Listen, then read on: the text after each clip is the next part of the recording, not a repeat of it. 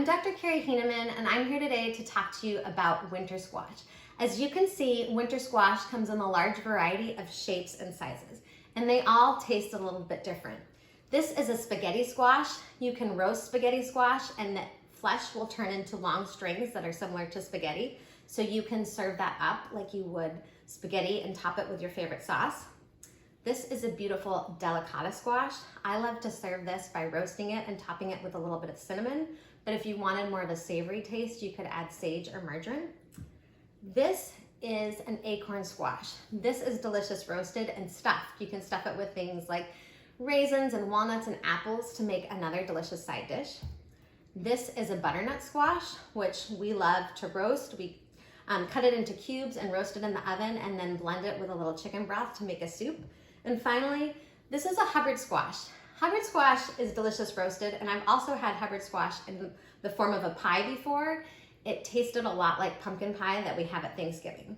So if you think that you don't like squash, give it another try. All these different squashes taste a little bit different, and they also have a very different texture. So you might find that you like some of them better than you like others. A serving of squash is roughly half a cup, which is a cupped handful. Squash is really healthy for us because it's an excellent source of vitamin A, it's a good source of vitamin C, and it's also a good source of fiber. Let's learn a little bit more about the vitamin C. Vitamin C is a water-soluble vitamin. That means that you have to consume vitamin C each and every day to make sure that you have enough levels of vitamin C for your body to function at its best. In the body, vitamin C is involved in many different processes, including the absorption of iron, the healing of cuts, and the maintenance of the immune system.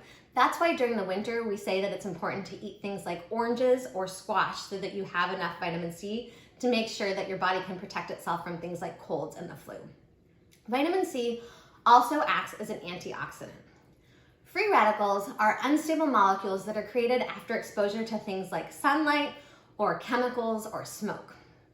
As an antioxidant, vitamin C protects the body against damage from these free radicals. And this is really important because over time, free radical damage can build up and can lead to diseases such as cancer and heart disease. So during the winter and even during the whole entire year, it's really important that you eat fruits and vegetables that have vitamin C in it so that you can stay healthy and function at your best.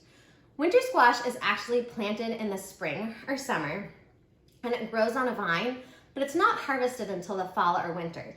And it takes a long time to grow because as the fruit or we actually use it as a vegetable, but it's actually a fruit, develops this hard skin. If I knock on it, you can hear it.